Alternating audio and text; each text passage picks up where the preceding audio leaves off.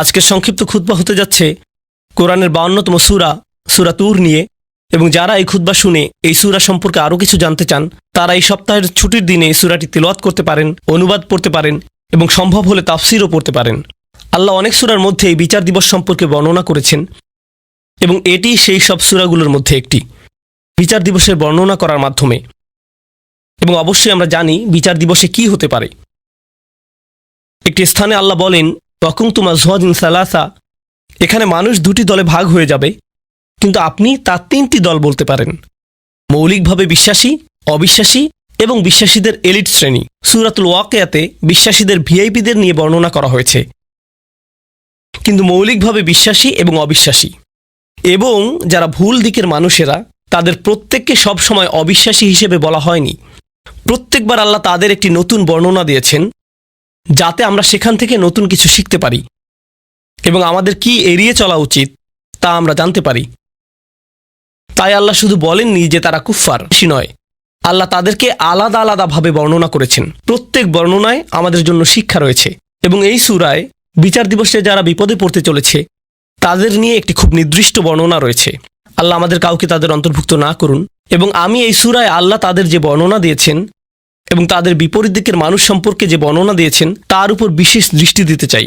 আল্লাহ বিচার দিবসের শুরুর দিকের বর্ণনা করছেন এভাবে, ইয়াউমা তামুরুস সামাউ মাওরা ওয়া তাসিরুল জিবালু সাইরা, আকাশ পরিবর্তন হচ্ছে, পাহাড় নড়তে শুরু করেছে, পৃথিবী আর দেখতে যেমন ছিল তেমন থাকছে না, মানুষেরা কবর থেকে বের হয়ে আসছে।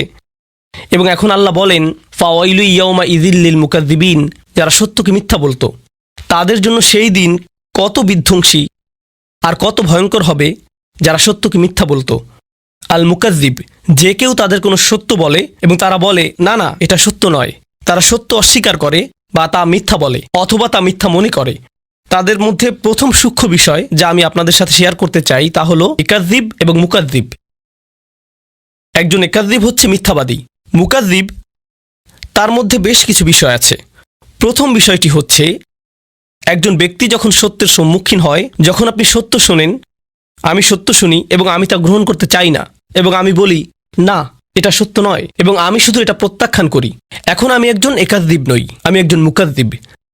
তাহলে প্রথম বর্ণনা হলো সত্যকে প্রত্যাখ্যান করা। মুকাযযিব সম্পর্কে দ্বিতীয় জরুরি বিষয়টি হচ্ছে আমি শুধু তা প্রত্যাখ্যানই করিনি, আমি আমার চারপাশের সবাইকে বলছি এটা মিথ্যা। এটা হতে পারে দাওয়া, যেখানে আপনি সবাইকে সত্যের পথে আমন্ত্রণ করছেন। মুকাযযিব হচ্ছে সে যে সত্য গ্রহণ করে না এবং সবাইকে সত্যকে মিথ্যা বলে গ্রহণ করতে নিষেধ করে। তারা একটা নেগেটিভ ক্যাম্পেইন করে এবং তারা একটা বাতিল ক্যাম্পেইন করে। মানে তারা শুধু নিজেরাই সত্যকে প্রত্যাখ্যান করে না, তারা অন্যদেরকেও সত্যকে মিথ্যা হিসেবে গ্রহণ করতে কনভিন্স করে, তারা মিথ্যাকে ছড়িয়ে দিতে চেষ্টা করে, তারাই মুকাযযিব। এটাই হচ্ছে প্রথম বর্ণনা। আমি যা শিখি তা হলো আমি যখন কোনো সত্য শুনি, তা যে কোনোভাবেই হোক না কেন, সেটি একটি শিশু থেকে শুনতে পারি, সেটা একজন মুসলিম থেকে শুনতে পারি, তা আমি যে ব্যক্তিকে পছন্দ করি বা পছন্দ না করি তার থেকে শুনতে পারি, যদি সত্য হয় আমি তা প্রত্যাখ্যান করব না, আমি তা প্রত্যাখ্যান করব না। লোকেরা কেন সত্যকে প্রত্যাখ্যান করে? কারণ শুধু এটা নয় যে তারা খারাপ মানুষ। এর কারণ হলো, উদাহরণস্বরূপ মহানবী সাল্লাল্লাহু আলাইহি সাল্লামের চাচা আবু তালিব সত্যকে গ্রহণ করেননি, তিনি সত্য গ্রহণ করেননি। কিন্তু প্রশ্ন হলো কেন তিনি সত্য গ্রহণ করেননি? কারণ যদি তিনি তা গ্রহণ করেন তার জীবনে অন্যান্য রাজনৈতিক সমস্যা ঘটতে পারে, তার মানুষের সাথে ব্যবসা আছে, তারা ব্যবসা প্রত্যাহার করতে পারে, তার অনেক সামাজিক সম্মান আছে, তার সামাজিক সম্মান ব্যাহত হতে পারে, তার পরিবারে অনেক সমস্যা হতে পারে। তিনি এই সব বিষয়গুলো দেখে বলেন আমি জানি এটা সত্য কিন্তু আমি তা গ্রহণ করতে পারি না, কারণ তার মূল্য অত্যন্ত বেশি, আমি এর জন্য এত মূল্য দিতে পারি না, আমি এটা করতে পারি না। এবং এটা শুধুমাত্র আবু জাহল, আবু তালেব এবং আরও অনেকের সাথে হয়নি, আমি এবং আপনি। যদিও আমরা মুসলিম, তবে মুসলিমদের মধ্যেও এমন হতে পারে। আমরা শুধু বলি লা ইলাহা ইল্লাল্লাহ, আমরা আল্লাহকে একমাত্র উপাস্যরূপে গ্রহণ করে নিয়েছি, আমরা মুহাম্মদ সাল্লাল্লাহু আলাইহি সাল্লামকে নবী বলে গ্রহণ করে নিয়েছি, কিন্তু ইসলামের অভ্যন্তরে আমাদের পরিবারের কেউ এসে আমাদের কিছু সত্য বলতে পারে এবং যদি আমরা তা গ্রহণ করি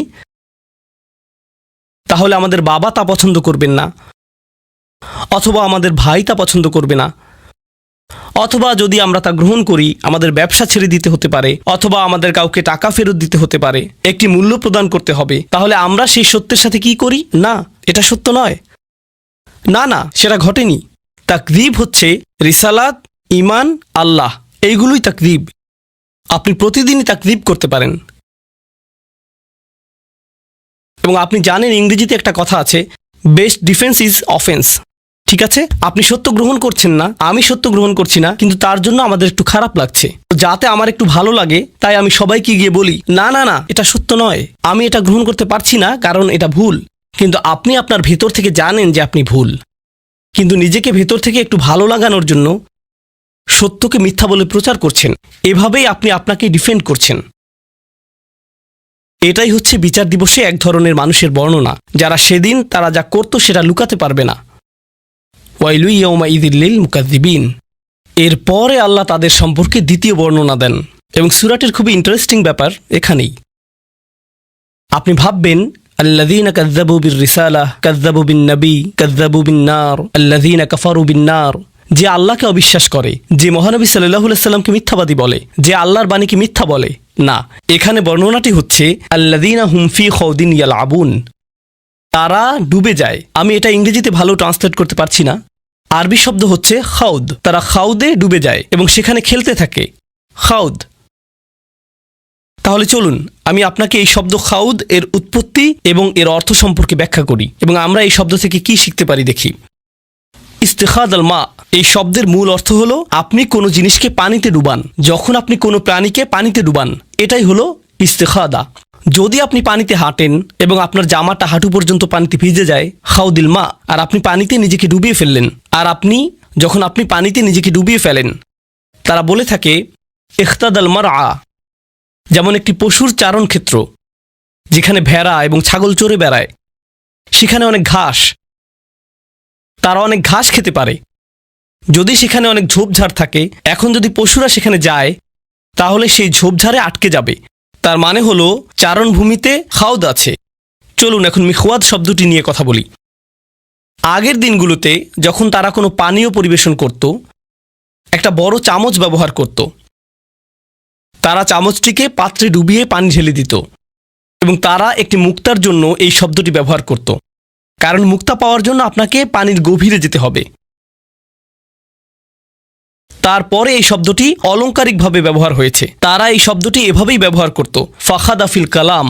যখন আপনি একটি বিষয়ের গভীরে যাবেন এবং এই বিষয়টি নিয়ে কথা বলতেই থাকবেন, মানে আপনি ওই বিষয়টিতে ডুবে আছেন। যেমন কিছু লোক বা আপনাদের মধ্যে কেউ গেম খেলেন, অনলাইন গেম খেলেন, এবং তারা সবসময় গেমের মধ্যে থাকে, তারা গেমে ডুবে থাকে। কেউ কেউ গাড়ি পছন্দ করে, তারা সবসময় গাড়ি নিয়ে কথা বলে, গাড়ি নিয়ে চিন্তা করে। তাদের ফোনের ওয়ালপেপার গাড়ির ছবি, তারা সবসময় গাড়ির আপডেট দেখেন। এই ব্যক্তিটি গাড়িতে খাউদ হয়ে আছে। খাউদের প্রধান অর্থ হল কিছুতে পুরোপুরি ডুবে থাকা। আধুনিককালে এই শব্দটিকে কোনো কিছুতে আসক্ত হওয়ার জন্য ব্যবহার করা হয়। নেশা, যখন কেউ কিছুতে আসক্ত হয়, এটি খুবই আকর্ষণীয়, কারণ এই বিষয়ে বইও লেখা হয়েছে। আপনি এজ অফ অ্যাডিকশন নামে একটা বই খুঁজে দেখতে পারেন। এই যে সময় আমরা বসবাস করছি, এটি একটা নেশার যুগ। আগে লোকেরা মদের নেশা সম্পর্কে কথা বলতো। যারা জুয়া খেলে তারা একবার নয়, বারবার ফিরে আসে। তারা তাদের বাড়ি হারায়, পরিবার হারায়, এবং তারা এটা বন্ধ করতে পারে না। মাদক একটি নেশা হতে পারে। বহু লোক ইতিমধ্যে জানতে পারেন যে বিশ্বের নামকরা সামাজিক মিডিয়াগুলো, যেমন ফেসবুক, ইনস্টাগ্রাম, এই সংস্থাগুলো প্রথম তৈরিতে তারা বিশ্বের শীর্ষ ক্যাসিনোগুলোতে গিয়েছিল, কারণ তাদের অ্যাপ্লিকেশনগুলোর অ্যালগোরিদম এমনভাবে করা হয়েছে যেটা নিশ্চিত করে যে তাদের ব্যবহারকারীরা অ্যাপে থাকে। তারা চায় না যে আপনি টিকটক অন করেন এবং তা বন্ধ করে দেন। তারা চায় যে আপনি এটা অন করেন, সোয়াইপ করেন, আবার সোয়াইপ করেন, আবার সোয়াইপ করেন, এবং করতেই থাকেন। এই অ্যালগোরিদম বানাতে তাদের মানুষের আচরণ অধ্যয়ন করতে হয়েছিল। তাই তারা ক্যাসিনোতে গিয়েছিল এবং সেখান থেকে সেরা সাইকোলজিস্ট নিয়ে আসে, কারণ ক্যাসিনো শিল্প প্রথমে সাইকোলজিস্ট নিয়োগ দিয়েছিল যাতে লোকেরা স্লট মেশিনে বসে টাকা বের করতে পারে। তাদের উদ্দেশ্য ছিল আমাদেরকে সেখানে কতটুকু সময় ধরে রাখতে পারে, কারণ তারা সেখানে আমাদেরকে যত লম্বা সময় সম্ভব ধরে রাখতে পারবে, আমরা আরও বেশি আসক্ত হব। যারা লাস ভেগাসে ক্যাসিনো শিল্পের হিউম্যান বিহেভিয়ার তৈরি করেছিলেন, সেই একই লোকদের সিলিকন ভ্যালিতে নিয়ে আসা হয়েছিল সোশ্যাল মিডিয়ার ইউজার বিহেভিয়ার মডেল তৈরি করতে। কারণ তারা জানে যদি আপনি সবচেয়ে আসক্ত হন, তখন তারা আপনার থেকে সবচেয়ে বেশি প্রফিট করতে পারবে। যদি আপনি নেশায় ডুবে যান এবং আপনি বের হতে পারবেন না, তখন আপনি বের হতে পারবেন না, এবং আপনি যদি এটা আবার করতে না পারেন, তাহলে আপনি আপনার ভেতরে কিছুই নেই এরকম একটা অনুভব করবেন। সে মদ পান করে এবং সে মনে করে সে ভালো ফিল করছে, সে চলে যায়, তার 1 ঘন্টা 2 ঘন্টা পর আবার মদ খেতে ইচ্ছা করে, তার আবার একটা চাহিদা তৈরি হয়, আমাকে আরেকটা দিন। তাদের পেট ব্যথা করতে থাকলেও তারা মদ পান করে যায়, তারা অর্ধেক ঘুমন্ত অবস্থায় থাকলেও মদ পান করে থাকে, তারা ঘুম থেকে উঠে এসেও মদ পান করতে চায়। এটি অনলাইন অন্যান্য নেশা এবং বিনোদনের নেশার ক্ষেত্রেও সত্যি। কিছু লোক চলচ্চিত্রে আসক্ত, নেটফ্লিক্সে কিছু লোক আসক্ত, স্পোর্টসে কিছু লোক আসক্ত। এই নেশা পরবর্তীতে আল্লাহ সত্যের সম্পর্কে কথা বলেছেন। যখন সত্য আসে, কোরআনে যে সত্য সম্পর্কে বলা হয়েছে, আপনাকে এই বাস্তবতার সাথে ডিল করতে হয়, আপনাকে আপনার কাজের জন্য দায়িত্ব গ্রহণ করতে হয়। আমি কিভাবে আমার দিন কাটাচ্ছি তার ব্যাপারে যত্নশীল হতে হয়, কিভাবে আমি আমার রাত কাটাচ্ছি তার ব্যাপারে যত্নশীল হতে হয়।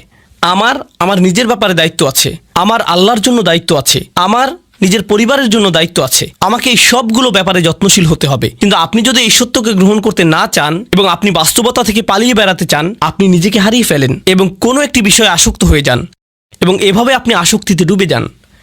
আপনি জানেন কিছু মানুষ কি করে?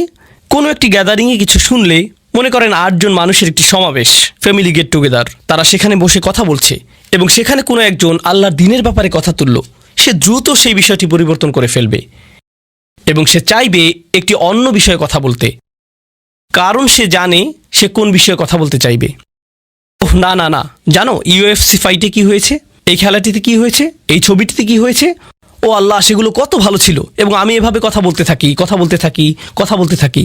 তারা যদি দিন সম্পর্কে কথা বলে তবে তারা দিনকে একটা মজার ছলে কথা বলে, এই বিষয়ে কথা বলাটা একটু ফান। তখন আল্লাহ বলেন, হাত্তা ইয়াহুদু ফি হাদিসিন গাইরিহি, তাদের সাথে ততক্ষণ কথা বললেন না যতক্ষণ পর্যন্ত তার অন্য বিষয়ে ডুবে না যায়। এখন আমার আপনার নিজেদেরকে জিজ্ঞাসা করা উচিত, এটা মানুষের সম্পর্কে সমালোচনা নয়, এটা আমি এবং আপনি আমাদের সম্পর্কে যা ভাবি তাই। আমি প্রতিদিন যে বিষয়ে ডুবে থাকি, এর কি কোনো উদ্দেশ্য আছে, নাকি আমরা আসলে শুধু এদিক ওদিক ঘুরে বেড়াচ্ছি? এই প্রশ্নটি আমি আমাকে জিজ্ঞেস করতে চাই। বিচার দিবস সম্পর্কে আল্লাহ বললেন, ইয়াউমা ইযিল্লিল মুকাযযিবিন আল্লাযীনা হুম ফি খাউদিন ইয়ালআবুন, তারা বিভিন্ন বিষয়ে ডুবে আছে এবং সেই বিষয়ে এদিক ওদিক ঘুরে বেড়াচ্ছে, তারা শুধুই ঘুরে বেড়াচ্ছে। এবং প্রতিবার যখন কোরআন তাদেরকে ডাকে, সত্য তাদেরকে ডাকে, সব কিছু দায়িত্ববোধ, কারণ বিচার দিবস মানেই দায়িত্ববোধ, তাই নয় কি? বিচার দিবস হচ্ছে একটি কোর্ট এবং এই কোর্টে কি হয়? বিচারক বলেন আপনি যা করছেন তার জন্য আপনিই দায়ী। আপনাকে কোর্টে নিজেকে উপস্থাপন করতে হয় এবং যারা জানে যে তাদের সামনে একটি বিচারের দিন আসছে, তাদের জন্য একটি বিচার অপেক্ষা করছে, তারা সেই বিচার দিনের জন্য প্রস্তুতি গ্রহণ করে। এটাই এই জীবনে হয়, এটাই বিচার দিবসের জন্য সাধারণ যুক্তি। কিন্তু যেই ব্যক্তি সেই ট্রায়ালের জন্য প্রস্তুত নয়, তারা শুধু খেলে বেড়াচ্ছে, তারা গেমে আসক্ত, তাহলে তারা সেই বিচার দিনে খুবই বিপদে পড়বে। এবং কেউ বলে, এই বিচার দিবস আগামীকাল, বিচার দিবস আগামী সপ্তাহে, তাড়াতাড়ি এই দিনের জন্য প্রস্তুতি গ্রহণ করো। কিন্তু আপনি তৈরি নন, আপনি আপনার কাজ শেষ করেননি, সেই দিন কি আপনার বিপক্ষে হতে যাচ্ছে? আরে যান, আমাকে খেলতে দেন। এটা সত্য নয়। এই মানুষগুলো খুব বেশি, আসলেই খুব বেশি, তারা খুবই নেতিবাচক, আমাকে আমার মতো থাকতে দিন। আপনি জানেন এমন একটা সময় ছিল যখন দার্শনিকেরা ক্যাপিটালিজম, কমিউনিজম, অ্যাথিজম এইগুলো নিয়ে কথা বলতো। এখন আমরা একটা নতুন পৃথিবীতে, আপনার ইমোশনই আপনার নতুন ধর্ম। আমাকে একটু ভালো থাকতে দিন তো, আমি শুধু ভালো থাকতে চাই, আমাকে আমার মতো থাকতে দিন। আপনি জানেন বিচার দিবসে আল্লাহ এমন একটি বর্ণনাই দিয়েছেন, আল্লাযীনা হুম ফি খাউদিন ইয়ালআবুন, যখন কোনো মানুষ কোনো কিছুতে ডুবে যায় তখন সে আর অন্য কিছুতে যেতে চায় না, সে ওখানে আটকে পড়ে, তারা একই জায়গায় থাকে। যখন কোনো মানুষ কোনো কিছুতে আসক্ত হয় তখন আপনি তাকে 1 বছর আগেও যেখানে দেখেছেন এখনও ঠিক সেখানেই দেখবেন। আপনি জানেন যখন মানুষ কোনো কিছুর পরিবর্তন করে না, আল্লাহ তাদেরকে পরিবর্তন করেন। আল্লাহ বলেন, ওয়াল্লাযীনা ইয়াওমা ইউদআউনা ইলা নারি জাহান্নামা দাআ, তখন আল্লাহ তাদেরকে জাহান্নামের আগুনের দিকে ঠেলে দেন। তাদেরকে ঠেলে দেওয়া হয় কারণ তারা নিজেরা নড়ে না, তারা যেতে চায় না। হাযিহিন নারুল্লাতী কুনতুম বিহা তুকাযযিবুন, এই হচ্ছে জাহান্নাম যাকে তোমরা মিথ্যা বলতে। আফাসিহরুম হাযা, যদি আমি বলি এটা কি জাদু? আও আনতুম লা তুবসিরুন, তুমি কি দেখছো না? কারণ আমি কোনো আগুন দেখতে পাচ্ছি না। হে আস্তাগফিরুল্লাহ বলো, এগুলো করো না। আমাদেরকে আল্লাহকে ভয় করা উচিত, আমাদের বিচার দিবসকে ভয় করা উচিত। হ্যাঁ, আমার আগুন ভয় করা উচিত, কিন্তু আমি তো কোনো ধোঁয়া দেখতে পাচ্ছি না, আমি তো তাপমাত্রা বাড়তে দেখছি না। আল্লাহ বলেন এটা মিথ্যা। যখন বিচার দিবস আসবে, আও আনতুম লা তুবসিরুন, তুমি এটা দেখবে না। ইসলাউহা ফাসবিরু আলা তাসবিরু সাওয়াউন আলাইকুম ইন্নামা তুজজাউনা মা কুনতুম তা'মালুন। এখন যাও এর ভিতর এবং এটা উপভোগ করো। তুমি এটা সহ্য করতে পারো বা না পারো, এটা কোনো ব্যাপারই না, এটার এখন কোনো মূল্যই নেই। আমি এখন এই খুতবাটিকে ছোট করে আনতে চাই। অন্যদিকে এই মানুষের বিপরীত দিকে কিছু মানুষ থাকবে যারা বিচারের দিনে কোনো ধরনের বিপদে পড়বে না। আল্লাহ বলেন, ইন্নামাল মুত্তাকিনা ফি জান্নাতিন ওয়া নাঈম। যে মানুষের তাকওয়া ছিল তারা জান্নাতে যাবে এবং সেখানে আরাম করবে। আয়াতের পরবর্তী অংশটি হচ্ছে জান্নাতের বর্ণনা। এটা নিয়ে হয়তো পরবর্তীতে কখনো কথা বলবো, কিন্তু আমি চাই আপনারা এই বিষয়টি নিয়ে চিন্তা করুন। মুত্তাকিন বলতে আসলেই কি বোঝায়? মুত্তাকিন শব্দটা আমরা সবসময় শুনে থাকি আমাদের তাকওয়া থাকা উচিত, আমাদের তাকওয়া থাকা উচিত। তো তাকওয়া শব্দটি এসেছে ওয়াকায়া শব্দ থেকে। আপনার জানা উচিত ওয়াকা মানে হচ্ছে প্রতিরোধ করা। এখান থেকে যে শব্দটি এসেছে, আমরা দোয়াতে এই কথাটা বলে থাকি, ওয়াকিনা আযাবান নার। তাকওয়া একই শব্দ। ওয়াকিনা আযাবান নার মানে হচ্ছে আমাদেরকে বিচার দিবসের শাস্তি থেকে রক্ষা করুন। আল্লাহ বলেন, কু আনফুসাকুম ওয়া আহলিকুম নার, তোমাকে এবং তোমার পরিবারকে জাহান্নামের আগুন থেকে রক্ষা করো। ইত্তাকা বা মুত্তাকি হচ্ছে সে যে নিজেকে রক্ষা করে। যখন আপনি বাসায় যান দরজা বন্ধ করেন, যখন হাঁটতে যান তখন দরজায় তালা দেন, এর মানে আপনি একটু তাকওয়া অবলম্বন করেছেন, কারণ আপনি নিজেকে রক্ষা করেছেন। তাই মাঝে মাঝে আমরা তাকওয়াকে আল্লাহর ভয় বলে অনুবাদ করে থাকি। আরবিতে ভয় হচ্ছে খৌফ, খাশিয়া। এছাড়া আরবিতে ভয় বোঝাতে আরও অনেক শব্দ ব্যবহার হয়ে থাকে, তো তাকওয়া সেগুলোর মধ্যে একটি। আসলে তাকওয়া বলতে বোঝায় যখন আপনি নিজেকে সতর্ক থাকার মাধ্যমে রক্ষা করেন। ধরুন যখন কোনো মানুষ হজে যায়, আল্লাহ বলেন, অতাজাওয়াদু ফাইন্না খায়রাজ যাদ আত-তাকওয়া। হজে যাওয়ার সময় আপনি আপনার প্রয়োজনীয় জিনিসগুলো নিয়ে যাচ্ছেন, কারণ আপনি জানেন বেস্ট প্রভিশন ইজ প্রিকশন, আপনাকে রক্ষা করার জন্য। এটা দিয়েই তাই বিভিন্ন জিনিসও বোঝায়। এখন এই শব্দটি এই আয়াতে কি বোঝাচ্ছে? মানুষ যারা নিজেদেরকে রক্ষা করে, যখনই তারা দেখে যে তারা কোনো একটি আসক্তিতে জড়িয়ে যাচ্ছে, তখন তারা বলে আমাকে এখান থেকে নিজেকে সরিয়ে আনতে হবে। যখন তারা দেখে তাদের সঙ্গীগুলো কোনো একটি বিষয়ে আসক্ত হয়ে যাচ্ছে, তখন সে বলে, ও না না, আমাকে এখান থেকে নিজেকে রক্ষা করতে হবে। তাই তারা সব সময় নিজেদেরকে সেসব সঙ্গ থেকে সরিয়ে নিচ্ছে, যেসব সঙ্গে থাকলে তারা কোনো আসক্তির দিকে জড়িয়ে যেতে পারে। তারা সব সময় আমাদের আশেপাশে আছে, আমরা কেউই নিরাপদ নই। মুত্তাকিন শব্দটি ব্যবহার করার মাধ্যমে এমন মানুষকে বোঝায় যে সব সময় সতর্ক, তারা কখনোই বিশ্রাম নেয় না, তারা সব সময় একটা প্রতিরক্ষা বলয়ের মধ্যে থাকে। তারা জানে যদি তারা এভাবে না থাকে তাহলে স্লিপ করতে পারে। ইন্নাল মুত্তাকিনা ফি জান্নাতিন ওয়া নাঈম। এই কারণেই আমি তোমাদেরকে জান্নাত দেব উপহার হিসেবে। তাহলে আমাদেরকে এখন থেকে খুব সতর্কতার সাথে থাকতে হবে। আমার মনকে বোঝাতে হবে যেন আমি যে কোনো সময় পিছলে যেতে পারি, আমি ভুল করতে পারি। আমাকে তারপরে সেখান থেকে ফিরে আসতে হবে এবং আরও বেশি সতর্ক থাকতে হবে। যদি আমি পিছলে যাই তাহলে আবার আমাকে ফিরে আসতে হবে। এটি একটা চলমান প্রক্রিয়া। এগুলোর শেষে আল্লাহ বলেন, ফি জান্নাতিন ওয়া নাঈম। আপনি যখন জান্নাতে যাবেন আপনারা বাগান পাবেন, কিন্তু সবচেয়ে গুরুত্বপূর্ণ আপনারা পাবেন নাঈম। যেই নাঈম শব্দটি এসেছে নুউমা থেকে, যার মানে হচ্ছে নরম এবং বিশ্রাম। তাদের এখন কোনো তাকওয়া থাকার প্রয়োজন নেই, তাদের এখন কোনো সতর্কতার প্রয়োজন নেই। তারা তখন বলবে এখন আমি বিশ্রাম নিতে পারি। তাহলে আল্লাহ কি করলেন? আল্লাহ আমাদেরকে দুটি ছবি দেখালেন। একটি হচ্ছে এমন ব্যক্তিরা যারা এখন নাঈমে আছে, তারা বর্তমানে যেদিকে মনে চায় সেদিকে ঘুরে বেড়াচ্ছে, রিল্যাক্স করছে, তাদের কোনো কিছু চিন্তা করার নেই, শুধু বিশ্রাম নিচ্ছে। এবং অন্যদিকে তাকওয়াপূর্ণ ব্যক্তিরা তারা পরবর্তীতে রিল্যাক্স করবে। এখন সিদ্ধান্ত আপনার, আপনি কোন দলে থাকবেন। আপনি এখন রিল্যাক্স করতে পারেন অথবা আপনি পরবর্তীতে রিল্যাক্স করতে পারেন। আপনি এখন সাময়িকভাবে আনন্দ অনুভব করতে পারেন এবং পরবর্তীতে কঠিন বিপদে পড়তে পারেন, অথবা আপনি এখন একটু বেশি সতর্ক এবং বেশি নিজেকে রক্ষা করে চলতে পারেন এবং পরবর্তীতে অনন্তকালের জন্য রিল্যাক্স করতে পারেন। এই সিদ্ধান্তই আমাকে এবং আপনাকে নিতে হবে। আমি আল্লাহ আযজা ওয়া জাল্লার কাছে দোয়া করছি, আল্লাহ আমাদেরকে যে কোনো ধরনের খাউদ থেকে রক্ষা করুন, যা আমাদেরকে সত্য থেকে দূরে নিয়ে যায় এবং আমাদেরকে মুকাদ্দিবিনদের অন্তর্ভুক্ত করে। আল্লাহ আমাদেরকে তাকওয়া সম্পূর্ণ করুন, যাতে আমরা আল্লাহর দয়ার অন্তর্ভুক্ত হতে পারি, যাতে আমরা জান্নাতুল নাঈমে যেতে পারি। বারাকাল্লাহু লি ওয়া লাকুম ফিল কুরআনিল হাকিম ওয়া নাফা'নি ওয়া ইয়্যাকুম বিল আয়াতি ওয়াজ যিকরিল হাকিম।